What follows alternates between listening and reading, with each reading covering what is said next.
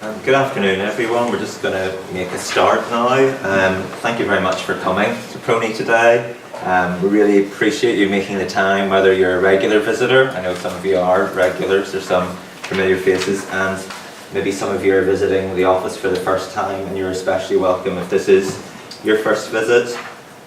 We hope that today's event will help you find out a bit more about official departmental records. Maybe as an aspect of PRONI that some of you are familiar with, some of you may not be particularly familiar with our official records, our departmental records. And then we're particularly wanting to look at the work that we've been doing with the University of Ulster and the Conflict Archive on the Internet. Just to introduce myself, my name is David Huddleston. I'm based in PRONI and I'm the Head of Records Management, Cataloguing and Access. And just to say a little bit about PRONI, it's the Public Record Office of Northern Ireland, and it's a division of the Department of Culture, Arts and Leisure, and the DCAL Minister, Carol Killen, is Keeper of the Records under our founding legislation in 1923 Public Records Act. We're organised today's event really to mark the addition of over 200 digitised documents comprising more than 1,000 pages of records to the PRONI on CAIN website. They're covering a range of events. Some are political, some are relating to sort of social and economic issues, some relate to security matters, and we've actually left a few of the original files out there, and if you want to have a look at some of the original files, you can have a look at them there, but please don't take your tea or coffee anywhere near them because they are the original records, so we will be keeping a very close eye. But we'll also have an opportunity actually, if anybody wants to take the time to go up to the PRONI search room, and you can actually use the online resource upstairs, or if you then have time to actually order some of the original files. The documents that are digitised are just a few of the documents from many of these files, but if you want to look at the wider file, the wider context, there'll be time to do that this afternoon if you're able to stay. So there'll be the formal presentations, and then there'll be that opportunity to have a look around the building. So they are now live online, they're now available on the PRONI website, or I hope they are. Brendan will confirm that once he gets into his presentation. But firstly, I'm going to ask Graham Jackson, who's a PRONI colleague, to speak about just the annual release process, what's involved with the annual release and the work with departmental files, which then has culminated in a selection of documents that are going online today. And then I'll introduce Brendan in a little while. So I'm just going to hand over to Graham just to give a little bit of the context. Hello there, Graham Jackson. I've been an archivist here for a good few years, and now I'm sort of primarily responsible for the annual sensitivity review, which is effectively the way we release government records to the public every year. It's gone through a few guises since the 70s when we started this, and now what has happened is the 30-year legislation, which some of you might be familiar with, was the way we used to release things. 30-year rule meant that when files that we have in our stores next door, when they came to 30 years old, we would release them proactively. What happened then recently in the last couple of years is they've introduced the 20-year rule, which means that what we're doing is we're trying to introduce new legislation, which means that when they reach 20 years, they're going to be released. Now, if you do the sums, that's quite hard to play catch-up. In effect, we'd be playing catch-up 10 years worth of files at once, and we can't do that. So it was agreed between all the institutions and the government departments that we would phase it in. So what we do now is we release, you'll see here, 83 and 84 was released last year, 2013. That's how we do it. Now we double up. So whereas in the 1982 files were released in 2012, now we're going to double up every year until we play catch-up in about 2023. Yeah. Isn't that right? And if you've any questions, as long as they're fairly straightforward, I don't want to interfere with Brendan's talk, but if you have any simple questions, stop me, but preferably we'll keep the questions till the end, and you can ask me afterwards. Okay, so here's a bit of a little background to what happened last year. The release under what we're calling the 20-30-year rule dealt with the 83-84 files. It's a phased implementation towards compliance with the 20-year rule. We had a total of 1,047 files released in full. That's where there was no what we call exemptions. Now, for anyone who doesn't know what that is, under Freedom of Information Act, there are a number of exemptions. There are reasons why the default position with Freedom of Information is that we are assuming everything should be open at this stage, 30 years old.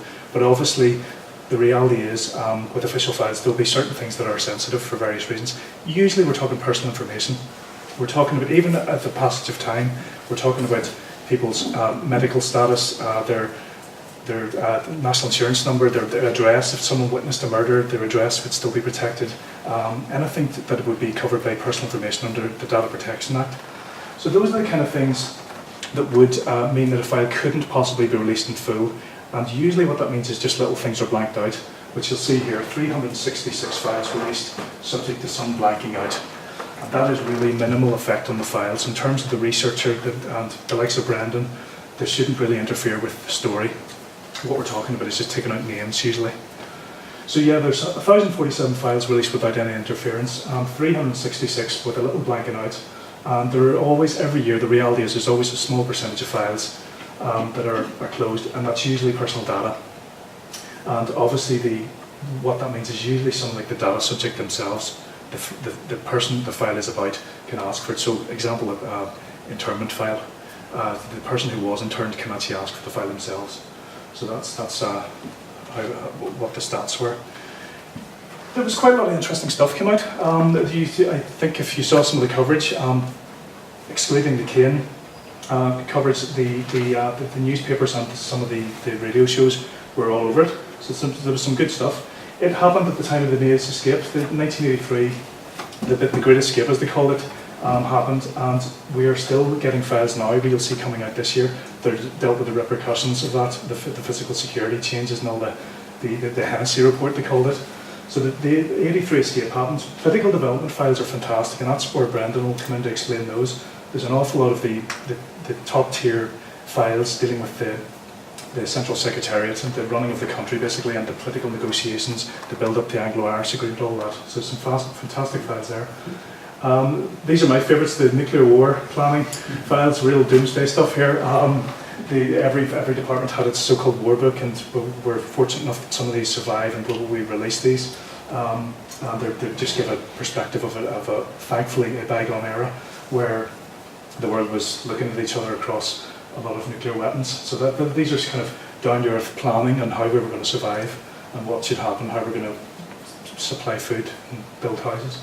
Quite interesting. Less pleasant is obviously this was at the time of the start of the Hughes inquiry. Justice Hughes was asked to look into allegations, massive allegations across the board in various institutions, and you'll hear about it in the 6 o'clock news at the moment, into child abuse. The famous one is Kincora, and that's still happening. We're looking at, again, unfortunately, it's still being looked into, Rubain House and various other places. So 1984, it was published in 86, so we will have, there's an awful lot of material to come out there. And obviously the ongoing inquiry into institutional abuse, they have priority to look at that stuff. But we're lucky that there's some files that have come out already, and they were released last year, primarily from the Department of Health.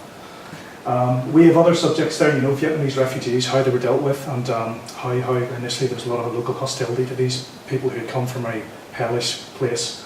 There was a war there, obviously, and they came over here looking for a better life. Initially, there was a local sort of reaction to them. Some of the files actually showed that communities came around and actually started getting on with each other, which was nice. So the conclusion of one of the files is quite sort of heartwarming. Obviously, in this country, security and policing with a conflict. Anglo-Irish economic cooperation, a lot of sort of what looked like good news stories, cross-border cooperation, tourism initiatives, that kind of thing. Then we have some of the more specific files on things like approaches to Sinn Féin, but by the UK government, how protocols, how they were going to deal with each other, how they would talk to each other on the phone. Quite interesting insights there. The likes of Jerry Adams trying to get in to visit prisoners in the maze, and how they were trying to censor them effectively. Repercussions following the hunger strikes, which everyone knows about, and the Red Cross meetings regarding prisoners' conditions in the high security prison there, and things that we're releasing again. More of this is coming out this year, hopefully. The use of Irish language, culture and literature in the prisons, and the government interface with the Sinn Féin and the prisoners. And then obviously the issue of what they call converted prisoners, which is we'd be more familiar with Supergrass, and some interesting stuff there. So some really good stuff came out, and again, it's surprising, you assume that a lot of stuff would be withheld in Northern Ireland office and different departments would maybe close this stuff. But freedom of information does what it says. It is a strong piece of legislation which leaves very little wriggle room for people to actually withhold things. So you've got some limited exemptions, but the majority of the stuff goes out in the public. And hopefully, well, we know that the press and the journalists and the researchers, importantly the academic researchers and students are getting to reap the benefits from them. So, well, I suppose, no, actually what I'll do, I'll just say briefly I'll say a little word on how we do it. So we're talking about all these things, this is all the wonderful stuff that was released. There's the process, and it's a very straightforward process. What we do is PRONI basically issues the files to the departments at the start of the year. So basically, because we were moving faster this year, in 2013, we were doubling up the work for us and, more importantly, the departments. So there's a bit of tension about how we're going to actually impose this on them. We issued the files early in I think it was February, was it January, February 2013? And the point is, we issue them. The departments are expected to do what's called sensitivity review of the files. They are supposed to go through the file page by page, no matter how small a piece of paper is. You'd be amazed how a small piece of paper is the bit that's the sensitive bit. And they have to go through that page by page, identify anything that's potentially sensitive that they may need to apply an exemption to. And again, the default thinking is they should be thinking open. We expect that the majority should be open at this stage. And then what happens is the files all come back to us. Myself and a few colleagues will go through them, check their recommendations, and then the consultation then moves to the Minister, who's the keeper of the records, as David said, and she will give her assent and confirm she's happy with it. And then we will actually, what we call redact, we'll actually start blanking out. Our staff will start the laborious process of blanking out the names, the addresses, the bits of information that are to be withheld. And that's where we got to. We prepare them for the media, and the media come in a special week, which is this week as we speak. And the media are in this week, having a look through all the files for 1985, and then they're released. Well, last year they were released at Christmas to the public online. So it's just a wee word on how we do it. Okay, so the final bit is 2014, where we are now. Like I say, the press are in now upstairs, hopefully, looking at the 85 files. And there is an awful lot of them. You can see here, if we go back, okay, so that's the 1,047 for both years, 1983, 84, 1,047. So that's a lot, but with this year we have the 85 files themselves. 836 files are fully open.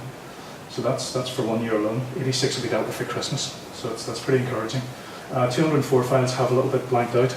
And there's a number of files like the interment files, which are personal information only, and there's some medical files, maybe someone with mental illness, the whole file will be closed. But generally, the vast majority are releasable, and the researchers can benefit from them. And that's where we have now moved, slightly different to last year.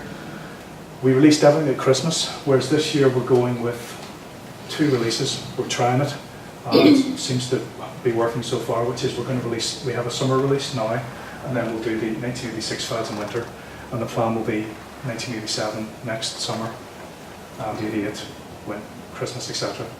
So that's what we're doing now. So yes, certainly. How many files will be deemed unsuitable for release? Full release. Unsuitable for release.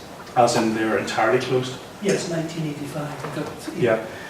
Numbers wise, I can't confirm because we have some that still have to be approved.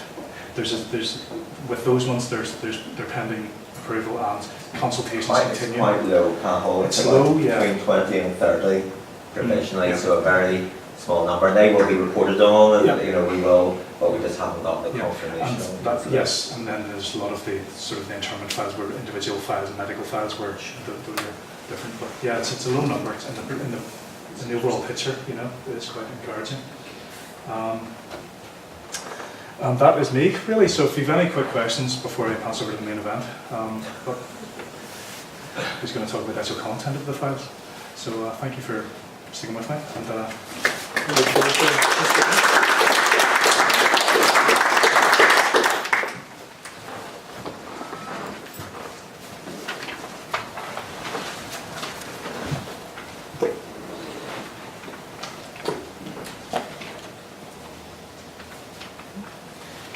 And I'd just like to welcome Dr Brendan Lynn. He's Deputy Director of CAIN. Say a bit more about the work of CAIN and particularly the PRONI records in CAIN. I was checking back, we've been working on this now for 5 years. It was back in 2009. We had an initial meeting about taking a project forward to make the official and departmental files more accessible and particularly to get some of them online. So I'm now going to ask Brendan to come up and say a little bit about the perspective from CAIN and some of the documents that are going to go on or are going online today. Good afternoon everyone. I know this is a lunchtime slot, so I'll try to keep this as briefly as possible in case people have to rush back to work or more importantly get some lunch. I just wanted to make a start by obviously thanking PRONI for all their assistance and backing. All of this wouldn't be possible without them. I'm not going to name names, but they've been very easy to work with, been very encouraging and very supportive, and I hope they're very pleased with what we've been able to produce. I just want to begin on occasions like this just to give a little bit of background information first about CAIN and also PRONI records on CAIN. In case anybody in the room is still unfamiliar with CAIN simply is Conflict Archive on the internet. It provides information and source material on the Northern Ireland conflict and politics from 1968 to the present. In terms of the project itself, initial work began back in 1996, and the online site itself was launched in early 1997. And at the moment, CAIN is based within INCOR, International Conflict Research Institute at the University of Ulster. On the right-hand side, that's just the front page of CAIN. If anybody is looking afterwards at trying to find the material. Though when we've done surveys in the past, the vast majority of our users don't come in through our front page. They do their Google search, they find what they're looking for, then realise maybe I'm looking for something else, and then they email a member of the CAIN staff and say, we've been on your website, we found something but we couldn't find XYZ. And we email them back and say, do you realise we have a front page, you might be able to find your information on that. They come back and say, oh, we didn't realise you had a front page. So that often happens. In terms of CAIN itself, CAIN is now internationally recognised as the leading online resource on the Northern Ireland Troubles. In terms of some web user statistics, these are statistics up until December 2013. In total, there have been some 18 million visits to CAIN, some 60 million page views, and last year we're still averaging over 46,000 unique visitors over the past year. In terms of output, or people who use CAIN, these are just a range of some examples of books, journal articles, reports, theses, where you'll find people have used CAIN as a resource. And in addition to, if you like, a more academic audience, we frequently also deal with general public, students, journalists who are looking for information who contact CAIN as well. And frequently we will come across something in some of the local papers or on the local news where it's obvious the material has been gained from CAIN. Right from the outset, CAIN was always very keen to work with people, groups, organisations who had relevant information available and to put that information online to a much wider audience. And we've done that down through the years through something called what we call associate site status, where a group or an individual comes to us with information, we are able to digitise it and put it up on CAIN. But the advantage is that frequently this material has, if you like, a different look to the rest of the CAIN website. It's, if you like, very much individual, it's unique. And again, frequently people use the associate site status and don't realise they're actually on CAIN, and then come back to us and say. So in terms of PRONI records on CAIN, that's just an example of the front page of the section itself. And as David mentioned at the beginning, PRONI and CAIN began to work together, I think even back in 2008, the initial meetings. And we approached PRONI to see if they would be interested in working together, to see if we could begin to make some of these official government records, put them online and to make them much more accessible to the wider audience. Initial field work underway in 2009, and the new section itself was then launched in October 2010. As I say, it contains a selection of digital versions of public records that are held here at PRONI.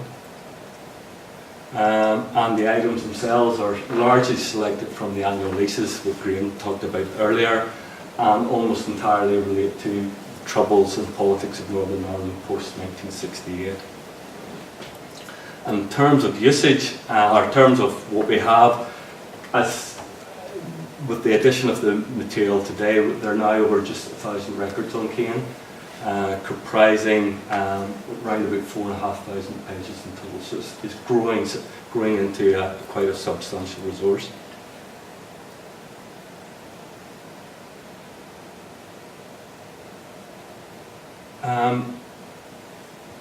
As I should stress, it was never our intention, simply we wouldn't have the time or the resources to make a comprehensive selection. We weren't attempting to look at a file and digitize every document in that file. We were trying to, if you like, give a selection of documents just to begin to allow people the opportunity to experience some of the raw material of our recent past. And by doing so, we've allowed scholars, interested lay people, whether they be local or international, to be able to evaluate for themselves some of the key events and personalities of our past. And in terms of usage, both PRONI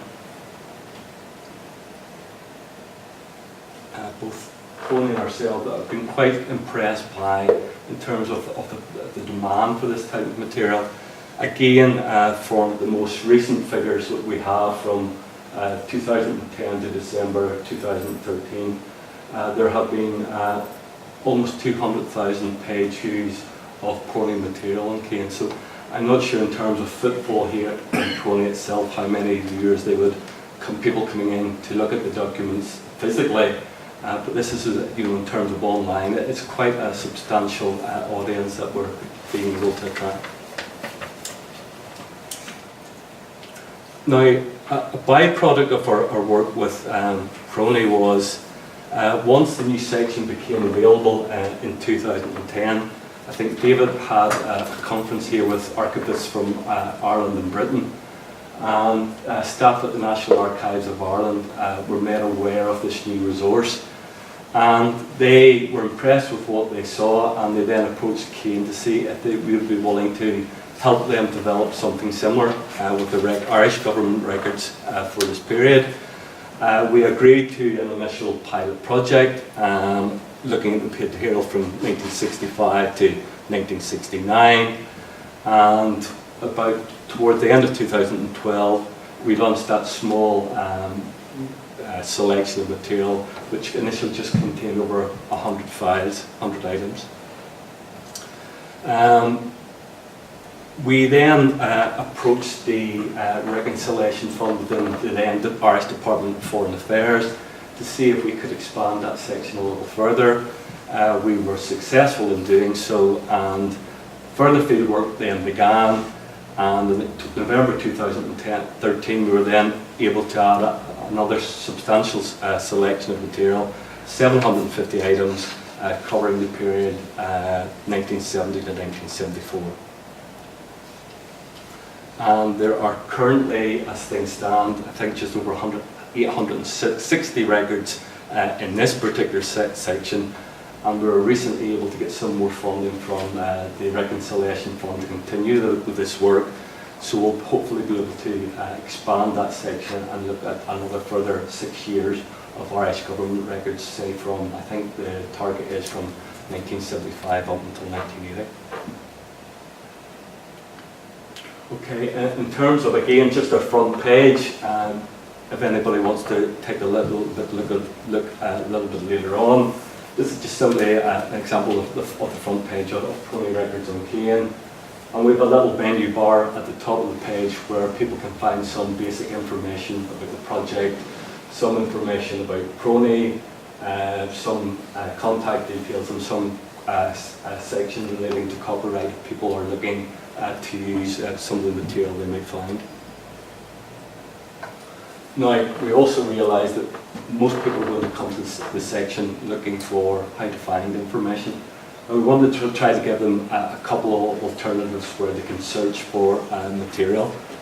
The main section has been the search facility, where people can come in and they can search for a document or for an item under a title, under author, or under year.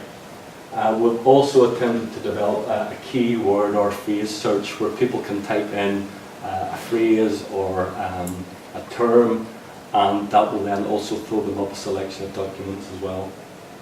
And we've also given people the opportunity, maybe just people to browse through the records, and they can search the full list by year, by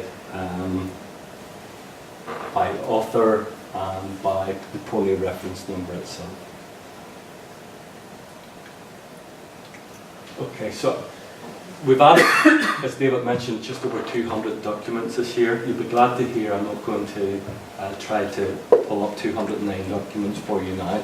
I've tried to maybe pick out a couple of examples just to show you. The first one I've chosen, I must admit, is a personal favourite of mine. That's why I picked it. And it's expressions to be avoided and notes on other terminology. I'm sure, like many people in the room, from myself and maybe others who come from an academic background, when we're writing or producing a presentation, we've suddenly realised that we're very aware sometimes of the term or the word we're going to use. And sometimes I almost begin to think paranoid and think, am I the only person who thinks like this? Am I the only only one who gets concerned about this? And then this year, I was very fortunate to come across this particular document. It dates back to 1984, and it's obviously produced by local civil servants for new Northern Ireland office ministers coming to Northern Ireland to take up posts. I think this one was produced in 1984, where there was a switch in Secretary of State and junior ministers. And parts of it is quite amusing, quite funny, and it's just very interesting to look at some of the terms for, I guess, an English politician coming over here for the first time. Probably had never been to Northern Ireland before, had little background information, and this was, if you like, a little taster of some of the words, some of the phrases that they should avoid using. And there's some, the more obvious ones here to geographical terms, the mainland, across the water, the British Isles, these islands as a way around this difficult problem of which expressions to use. Ulster, the 6 counties to be avoided, the north of Ireland to be avoided, the north, an acceptable colloquialism, acceptable, the province, not entirely accurate, but it's still acceptable. Again, some further ones with the ban, orange green areas, the old question of Londonderry Dairy, and probably my favourite of them all being out here. Unacceptable. This is provocative. The phrase being over here is often used, but should be avoided. Remember, this is a time when for a British politicians to be appointed as Secretary of State, it was almost viewed as a punishment. This was almost being sent into political exile. For instance, Jim Pryor was probably the best known example of that. That he was sent over to Northern Ireland basically to get him out of Westminster and out of Mrs. Thatcher's hair. The Republic of Ireland, the 26 counties, Free State, Ireland, the 32 counties, era, And then there's a little explanation here about Irish whiskey. What exactly is Irish whiskey? Irish government uses it in domestic legislation. They mean any whiskey produced in Ireland or Northern Ireland, whereas the British legislation refers to Irish whiskey as being both made in Northern Ireland and the Republic of Ireland. Then we on to terms that should be used or avoided when speaking about the Northern Ireland population. On the Protestant community, again, some of the obvious ones to use and to avoid. You should avoid using the word prods. Unacceptable. Orange men, unacceptable. Loyalists, best avoided. And similarly on the Catholic community, they are the obvious ones to use and to avoid. Roman Catholic, minority community, acceptable. Nationalists, acceptable. Republicans, avoided. Don't use the word Fenians, don't use tags. And then it goes on to talk about some of the maybe political terminology that there might come across. And again, the explanations there. And then on some security aspects, British Army, the military, avoid, unacceptable. The Mayor's prison, acceptable. H-block, Long Clash, the cache, unacceptable. For some reason, you shouldn't refer to Irish naval patrols. That's a no-no. You should talk about Irish naval visits, not Irish naval patrols. So again, it's a rather amusing little document. The second example I wanted to use refers back to a point Graham was making in his presentation. The years 1983 and 84 were obviously challenging times here, challenging times for ministers and the British government. And bear in mind, this is the period where just the end of the hunger strike, we had the electoral emergence of Sinn Féin and the ongoing IRA campaign at the time. And the challenge was what the response should be. How do we deal with those twin problems? And you get a whole series of documents coming through in 1983, 84, position papers, letters, various other documents trying to tease what the policy should be. And just a couple of examples here I wanted to show you.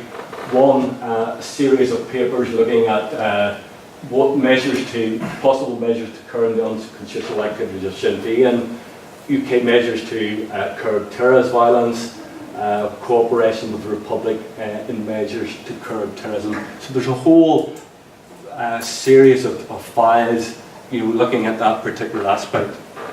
And the document that I then want to go on to show you refers to that theme of files, but also it resonates to events of our past, but also of our very much more recent past. And this particular document is a letter from an official from the Department of, or the DPP's office, who's been asked to sit on a working party on further measures to curb terrorism. There's a covering letter, but also attached to that covering letter, fear this hasn't come through terribly clear, is they've attached the transcript of the judgment in Gerry Adams' trial back in 1978. Gerry Adams had been arrested in 1978 and charged with IRA membership, and attached here is a transcript of the then Lord Chief Justice Lowry's judgment in that particular trial. And I should say I'm not a lawyer, and I'm not trying to score any political points here by showing you this document, but it is a very interesting document in that it's saying, if the government is considering adopting this sort of approach, these are the potential problems and difficulties that possibly could lie in store. And in the judgment, Lord Chief Justice Lowry obviously first begins by outlining the case against Gerry Adams at this particular time, that he's charged with membership of a prescribed organisation. And he then goes on to briefly outline the main evidence in that case to be used against him, firstly in terms of his participation in a number of Republican commemorations and other activities while he'd been interned in the Maze prison in the mid-1970s, and also secondly to a speech he had given to the 1977 Sinn Féin Ardèche, which had subsequently appeared on a BBC news programme. I think it was the Tonight programme, but the transcript from his speech was then used to build the case against him. Now, Lowry then goes on to weigh up the evidence, and he, in the last couple of pages, he then gives his judgment. And as we all know, his judgment is that Adams should not be found guilty. And some has outlined this for me. I didn't do the outlining myself, but he talks about the problems in, if you like, almost having hearsay evidence and trying to use that to get a conviction beyond a reasonable doubt. And here he talks about fighting talk and military metaphors are the current cries of politics, especially revolutionary politics, and given them further support for violence is not equivalent to actual membership. So it's, you know, it's goes on to give the reasons why Adams was found not guilty. We were doing this particular field work earlier this year. Gerry Adams was arrested and questioned in relation to the killing of Jean McConville, and it subsequently then got out that that line of question had changed to the killing of Jean McConville, back to the old core issue of whether Gerry Adams had been an IRA member during the Troubles. And I remember thinking to myself, perhaps I should ring up Andrew Police Station and say, you might want to take a look at this as a possibility. Okay, let me just finish quickly and try to summarise what I've tried to do today. First of all, given the limited resources of both CAIN and PRONI, it was never our intention to digitise every item. This is very much a selection of documents we've made available. In terms of how the items themselves were selected, obviously I relied a lot on the work of David and Graham and their teams, and just going through the highlight list, trying to identify files where potential items of interest could be found. We obviously used the existing resources on CAIN. Particularly on CAIN, there's something called the CAIN chronology, which basically gives a running commentary of what happened on a particular day, particular week of a particular month, of a particular year during the Troubles. So, you know, trying to match up documents to that. Also reference to some key important academic texts, and then also simply looking at the media coverage of the annual releases. What are some of the, you know, the items, some of the files that people are picking out, the journalists are picking out. And the problem we tend to find in that is that journalists will frequently cite a document, but they never tell you which file they got it from. So it's trying a bit of an Agatha Christie. You're trying to find this particular document in this file or whatever.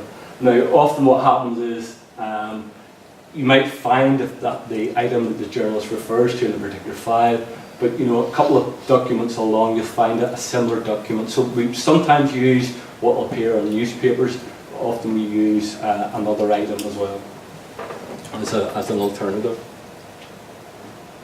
In terms of the advantages, we feel in terms of CAIN, it's certainly provided our users with a further insight into some of the key developments in Northern Ireland after 1968.